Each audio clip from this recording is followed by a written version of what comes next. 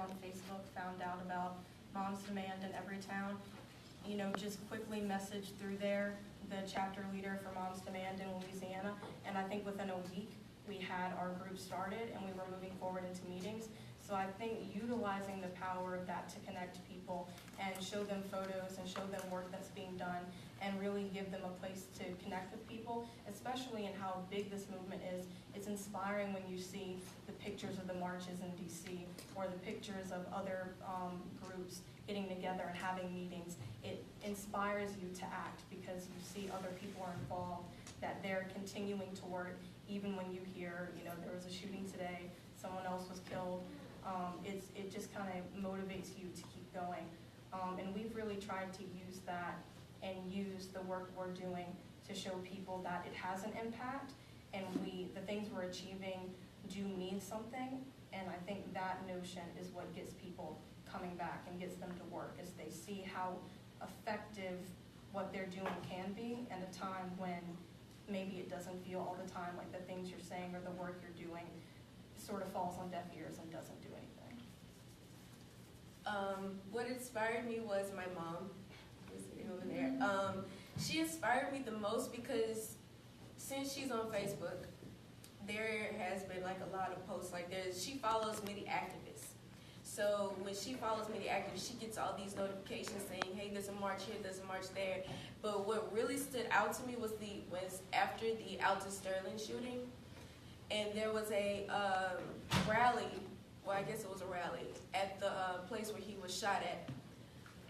There was like thousands of people, or hundreds of people there, standing up because they're tired. They're tired like of police brutality.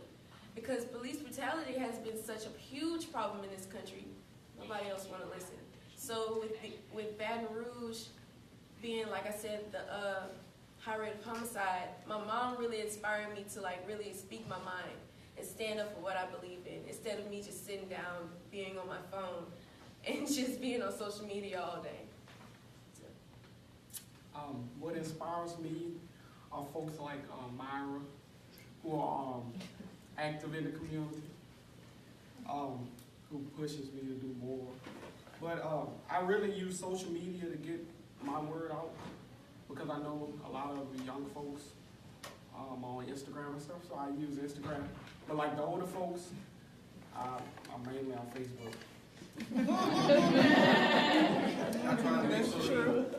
I try to make sure they hear what I have to say, because I know that's what it is. They're not on Instagram, they're on Facebook.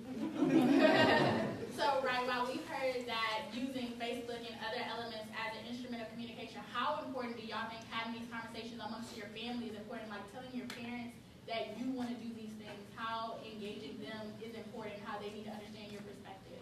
And we'll start with Jasmine on that, like having those conversations within your family. Well, having those conversations are, most of all, how can I say it? It's very inspiring to me, because with me speaking to my mom about, you know, the problems that's going on in this country, she tells me like, all you have to do is just one thing: read. That's all you got to do to make a change. That's all you have to do. See, me being a teenager, I'm like, I don't know. But she's like, you know, if you want to stand up for what you believe in, if you want to do this, if you want to do that, you have to read and you have to get up and you have to stand up. Now, you can organize stuff with other people, get with other people, you know, show your inspiration, show what you want to do, and when you want to do it, then it can happen. Don't just sit down and just, you know, just watch TV all day. Do something. Isabel? They've been incredibly helpful and healthy for me in becoming a leader and just having to grow and step up to these tasks and the positions I've taken on. Going to them, like my parents and stuff, and talking, they not only encourage me in a way, but it forces me to have to, they sort of work me in a corner, like, what are your facts on that, or, you know, where is this coming from? And that was a lesson I needed to learn. I was kind of blindsided at one of my first meetings by all these questions that I didn't necessarily have answers to, but it pushes me in that sense, having those conversations, having people ask you stuff and hold you accountable for what you know, to get better at reading, at looking for the truth, at looking for all sides before you go on and post something, because you want to make sure you're coming from a place of truth or no one's going to respect you. And that's a big lesson, talking to people and people of other perspectives, and even talking just with the people I share common interests with. It's helped to make sure and reiterate that to me, that I need to be accountable for what I'm saying and the things I'm talking about, and actually from a place of facts and not just opinion. Raheem? My family are my biggest supporters. Each and every day it pushed me to keep going, to do more, to keep speaking up, being a voice for the voiceless. And every day I listen to them. Right, so moving forward, if y'all have any questions in the audience before we get to our last two questions about youth activism, about how you can engage your child, or what does youth activism look like into the spectrum for any of our panelists? Anybody? Don't make me get the pastor voice out, okay? I have a question. So, at what age at what age did y'all get involved in activities? Because I'm always doing things, but then I want to bring my nephew along, and he's just like, "Are we getting arrested?" No. All right. Well, I'm not interested. You know, he wants to do something that he thinks is going to be really extreme or really fun, but most of the time we're just, maybe painting or something, So, like, at what age did you guys get involved, or? I think I was at least 16 or 17 years old when I first started. Ever since like the Alton Sterling shooting, that's when I first started, getting into activism. Really within this year, and since a little bit, maybe the end of last year, I think it took a while for me to find that politics and issues like this were a real interest of mine, and to tune into that more than I was when I was younger, because I was sort of seeing it, but like, whatever, I didn't really understand it. But as I've come to understand that and just be paying attention more, it's inspired me in caring about it and knowing how to get more involved. And I also think the expanse or understanding of how to research and how to look for things as I've gotten older has helped to that, because I didn't necessarily know where to go before if I cared about something, but I have much more of an understanding of where to look, who to talk to, as I've just sort of grown or gotten older and gotten more involved. And Raheem? I think I started like when I was about 10 and a half, when my aunt ran for parish council in the parish. Oh, so I need to just run for office then. Yeah. Get him involved. Or give him some time. Yeah, we're all for some women running for some more offices. Shout out to you. Okay, she was first right here in the back of the Gracie.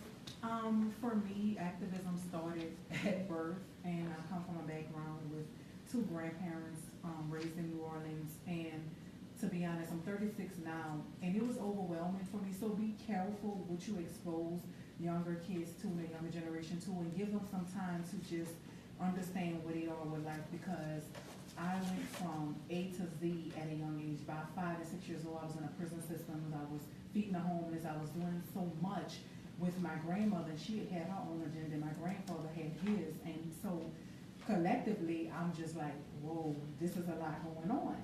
And it does affect the way an individual growing up think about other people, other races, and other things. And I will say that I'm so glad now, being 36, to look back. But sometimes it got really, really overwhelming, and it was sometimes that I would take a break. And it wasn't until I moved here with my husband 11 years ago that I really saw for the first time in Louisiana.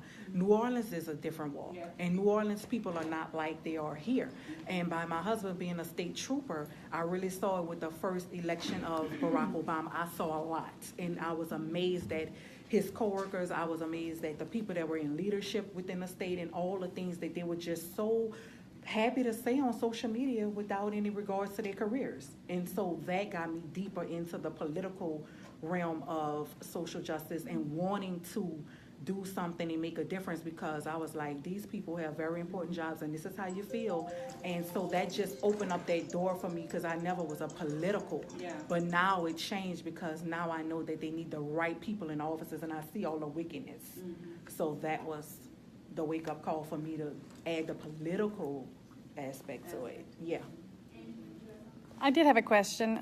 Actually, I wanted to ask you guys about when you're in the room with adults, or even from your perspective, do you ever, like, what is your experience with, how do you see the adults and how they're behaving versus the youth and how they're behaving? Some adults I see being very helpful and listening and being involved. And then there's people higher up that it's just kind of not really respectful and stuff. And that kind of, it pushes you away from it even more in a sense, because especially for me, who's trying to be the opposite of that, I just don't want to get caught up in, like you were saying, just the dirtiness and craziness of it, because that's not what I see politics and what those jobs are about. For me, it's more about people and taking care of people than, interest or money or sitting in a room and sort of who can give the better speech or stand for the longest time. But I've been lucky from what I've experienced, I don't know about y'all, to work with adults who were willing to listen and really sort of stepped back and gave me a platform. So I've had good experiences, but I have come across some that were not the greatest experiences. I would imagine you felt more like the adult in the room. Yeah. Yeah, definitely. Yeah. Jazz? To piggyback on what because she said everything that was in my mind. But to me, in a room full of adults, it's like I'm like part of that adulthood. It's like I'm just sitting here, I'm just like, okay, I'm getting all the good stuff, But me as being the youth, I'm just like, being in peace instead of just like using, violent words such as, it was a speaker, I don't know his name, but he always talks about like black on black crimes, and I'm just like, he's not a good example. But with other people such as, can't think of them, but they really inspire me to like really just, like I said, speak my mind, like my mom. Like she always go to almost any event and she speaks and she's like, well, this is what we have to do, instead of just like, no, we gotta do this, no, we gotta do this, and we just have like a little competition thing going on. That's not really inspiring, but what is inspiring is just having a peaceful event for all of us to just come together and just talk, basically. I'm going to pass on this question because it's like she took the words out of my mouth. Right. Can I add to it a little? Well, I just wanted to ask, for just follow-up, like, what does help look like? Because you mentioned, like, some adults inspire, or they help you out, so that way you feel like you want to do more. What does help look like? What should adults, I'm 30 now, so I feel like an adult. What should adults do? One of the first things I did as far as getting involved, I guess in a sense of activism, was I was doing work at the Contemporary Art Center, in New Orleans, and our team leadership group had, an adult who had to lead us, but she was kind of like, what do y'all want to do? And we were like, well, we want to do this. Okay, I can help you do that. I'll make sure you have all that stuff. And it was that sense of help of just whatever you need, we'll be there to support you. I think that's the help. It's hard to say specifically because we all have so many different issues we want to focus on or ways we want to go about it. But being given a space and a person willing to sort of like, I'll help you with whatever you need and let you sort of work out your creativity and your vision, I think that's the true help if you can create that for people. I'm a lobby to Quaver right here in the second row. Okay, so good evening. I have a couple questions. 7 days ago, Governor John Bel Edwards signed Senate Bill 178, which allows students to wear bulletproof backpacks. And he's meant to sign a piece of legislation banning guns, particular guns, and are make sure that particular guns don't Right. So how do you feel about retrofitting school, bulletproof backpacks, and all these alternative measures to keep the children safe versus actual gun control? That's my first question. Second question, Jasmine, you mentioned about reading. I want each of you to give your favorite book that you read, fiction or nonfiction, and what fiction and nonfiction, and what book would you recommend for your age to read? It's a great question. That's a hard one. First on that. Look, scared to be up there. All right, go ahead. On the bulletproof backpacks, I hate the idea severely. And when I saw, like, there was a graduation the other day for 8th graders, and the gift to the 8th graders from their school was a bulletproof backpack they could bring with them to high school. And just seeing that, the reality of that, like, kills me. and I hate it. But I wouldn't say that securing our schools is something I don't believe in, only because this isn't a quick fix. And the fact that we're how many months out of Parkland and we're still fighting over whether we actually need gun control, I see the fight being long lasting and taking a while for something that's actually going to work and be safe, and not just because, hey, we need to do something about it. Like, something legitimate being done is far off, as much as I hate to say that. So within that time, I do think safer schools is an issue and something that does need to be considered. Because even if we, take away the guns or whatever guns it is we do take away, there's the possibility, like people argue, that they could bring on another type of gun that we don't restrict. And if there's nothing stopping them because we just have open gates and you can get in through whatever and there's no security cameras or any of that, it's still an issue and we still become part of a dangerous situation. So I'm not totally against some of those provisions of safety, as much as it frustrates me that we live in that type of world. But I think anything that makes us safer in the time being, before we can do something legitimate that will actually create change, it's not a bad idea. And on the books, something I read that really just inspired me lately, and I don't know if every kid my age would enjoy it, but I think they should read it. It was a book called The Smartest Kids in the World by Amanda Ripley, and it was all about education across just the world versus sort of education in America. And it really just struck me in everything you learned about these other countries and how they valued education and how they ran their schools and how their students responded was inspiring as a person, not only in school, but as a person looking to what they wanted to do.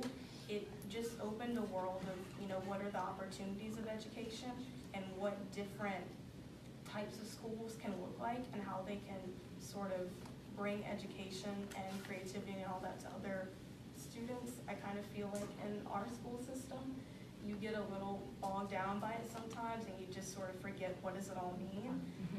But reading that and just seeing what these kids were learning and the way their schools were structured and the things their teachers were encouraging sort of made you feel like you were in those classrooms and you had those opportunities. And I kind of cried at the end. Like, it was just, I was overwhelmed by the passion the writer and all these countries had for teaching children and just for education in general, because I think education is just the most important thing in the world.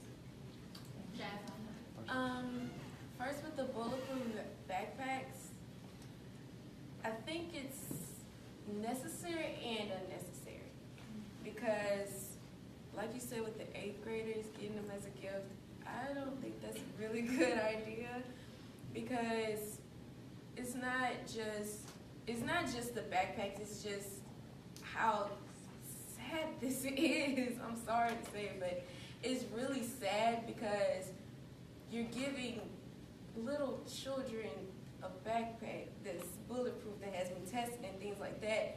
So just in time, the NRA can change their rules, but I don't think it's just a very good idea, honestly. And with the book, last thing I read, I was at a break. It's called Baton Rouge Youth Coalition. It's located on North Street. there was a book that my mentor gave me.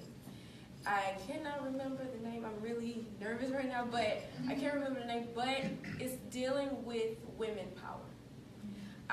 When I was reading it, I was very into it because it was talking about how women power are stronger than men power. Sorry to say it to the men, but women power is more greater.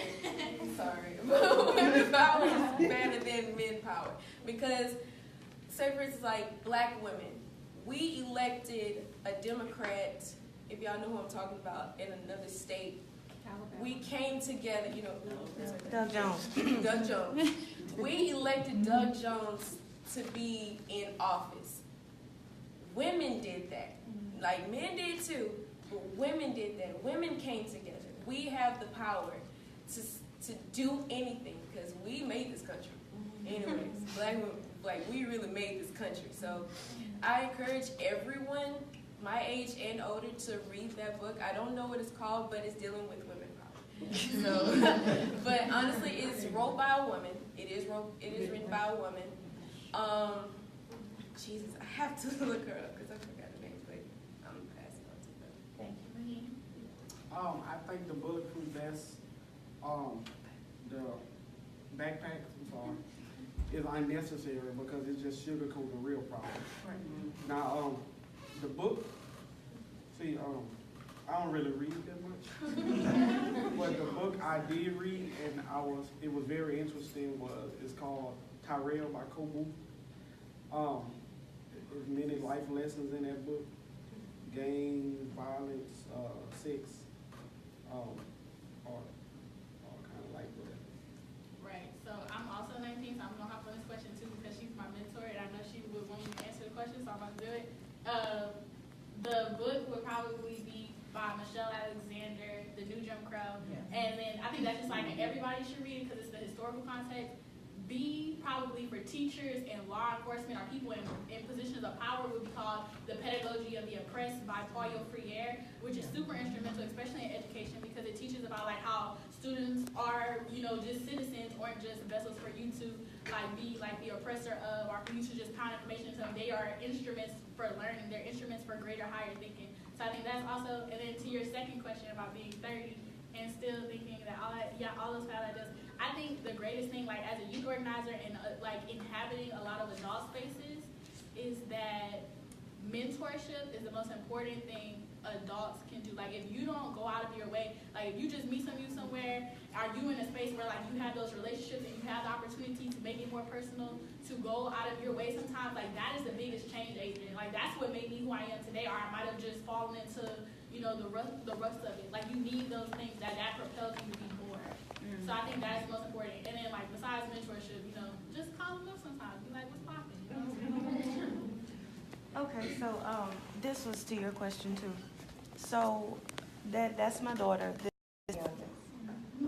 Last school year, they both lost friends to gun violence in the same week. And she's in elementary school, she's in high school, and they both lost friends. Same week. So I have two daughters crying over gun violence, two different circumstances. And one thing that they know is activism is generational. In my family, it went from my grandparents to my mother and my father, and then to me, and now to them. And what they told me was, nobody can make you do anything or feel anything unless you let them. So if somebody calls you out of your name because of your skin color, it matters how it affects you. If you don't like it, change it. Talk to them like she's done. She marched for Freddie Gray downtown, Baltimore Solidarity. She marched with Alton Sterling and March for Our Lives. They've seen me do it. I took them when I was doing voter registration alone back in 2007. I didn't know anybody that was doing voter registration for Barack Obama, so I did it myself. That's what they grew up seeing. So activism is generational. If they notice that something's wrong and they start talking about it as adults, only thing we really have to do is listen. Just know that my door is open. And I don't know what you got going on. I know when I was in high school, I ran from a few bullets. And in college, going to Dillard University, I ran from a few bullets. Well, I ran from a few. And I went to Redemptorist. I mean, but yeah, bullets fly. And we have to teach them. We have to have that talk. And in that talk, I told them, but the talk is not the end. You know, you have to be careful, yes. You have to comply, yes. But that's not the end. You also got to do something. And whatever it is, even if, like right now, I'm under the weather, I pray. You can do that. That helps a lot. But as adults, listening, encouraging, and prayer. That's the watch, fight, and pray that the Bible speaks of. Right, and I'm going to ask them this last question, and then we'll open it up to the floor, and we'll wrap up because we actually end at 3:50, and we have to be cognizant of time. So, guys, let's be really nitty-gritty. Why do you think this generation is a change agent? Why is there so much optimism? Why do we believe in ourselves when everybody else doesn't, or they don't? I've heard it said, and I agree with it, that, you know, the youth are just so untouched by the sort of failures or the falls of government that you see. Like when you have just lived for so long and you kind of see the push and pull of government and things that happen, it's very easy to get worn down by it and just sort of feel like, what's the point or where's the hope? Because we keep getting back to this issue here again, especially if you were someone that maybe experienced Columbine or heard about it, and it's how many years later and you're still hearing about it. I can see where you just get so unmotivated, like nothing's changing. But I think part of that, we're just so young, and while we've definitely seen it a lot. I know in 18 years, God, I don't know how many has happened, but I know since Pulse it was 700 shootings. So, and that was only two years ago. So we're definitely seeing it a lot and touched by it, but there's still that optimism of change. And especially like us coming into, we're just being able to vote.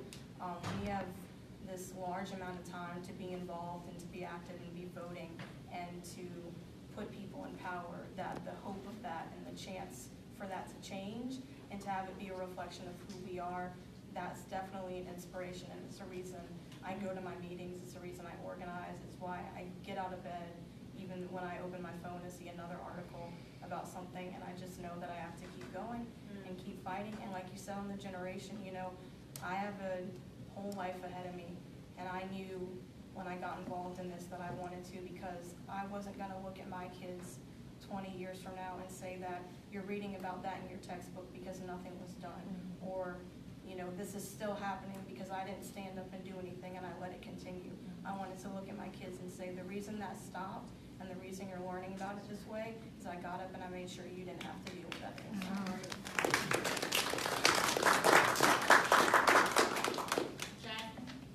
Oh, she just said everything. Hit him up. I agree with Jasmine. All right, while she swept the floor, do y'all have any optimism, anything you want to tell the youth? Maybe keep going. Y'all want to go ahead and hit I that. just want to say to all of you, I appreciate that you have become activists. I'm a teacher also, and I teach social studies, so I hope that inspires some kids too. But keep at it, and it's a long, hard road. But there's one issue that we have to deal with before we will deal with any other, and that's money in politics. Amen to that. And that's what happened on Monday in our legislature. Koch brothers had their little tentacles in there, and they scared those three Republicans into killing the whole special session. And until we get money out, we're not going to solve any of these problems. NRA is all about money. Any other messages to the youth? I just have a recommendation for both. I ask that you all read the autobiography of Malcolm X. Yes. The autobiography of Malcolm X. I was a teacher for 10 years, and for 10 years I ended my year with the autobiography of Malcolm X. And I would get moans and groans when I would pass the books out and my students would see the thickness of the book. And at the end of the semester, I would have them asking for my classroom copy because they wanted to share it with someone else. So if you want to see transformation, we got about And if you don't read, get it on Audible. So you can listen to it. That's what I do. Right. Any other? Go ahead. Yeah, I have to say, you know, my experience with working with the youth, with the March for Our Lives and seeing y'all, oh my gosh, you know, you guys are so amazing. The insight, the fearlessness, the wisdom that you all have at such a young age, you give us hope, you know, and I think more or less not for you, but the adults in the room, it is our responsibility to make sure that that light just keeps on burning and that fire, you know, just gets bigger and bigger, because y'all all have such a great future. Y'all taught me so much, you know. It just was amazing learning from you. So I guess that was it. Any other closing messages for the youth? I would just like to say that I wasn't supposed to actually come in here. I was about to head home, and I was like, nah, I'll just stop in here and swing in here and see what this is like. And I have to say that as a millennial, I do get very bogged down. I'm getting to that age where I'm getting bogged down by all of the woes of life. But I'm also very competitive, and so seeing centennials like just kicking butt, and you guys are just, your hope is just like brimming over. It makes me feel like, oh no, I can't like knock this out. I'm too young to knock this out. And so I really appreciate you guys taking the time to speak with us and share how you're feeling and, you know, speak your truths. I'm just so impressed, and I know that you are going to continue going through life, and people are going to tell you that they're so amazed by you, but truth be told, like we're so excited to see that, because it's just such a breath of fresh air. It's kind of like, you know, you're running with that baton, and you look back, and you're right there just to take it and to continue going even further. So we're excited to have you guys taking the lead. It's awesome. So. Right, and I'm 2 minutes, I see it. But I'm gonna everybody pull out your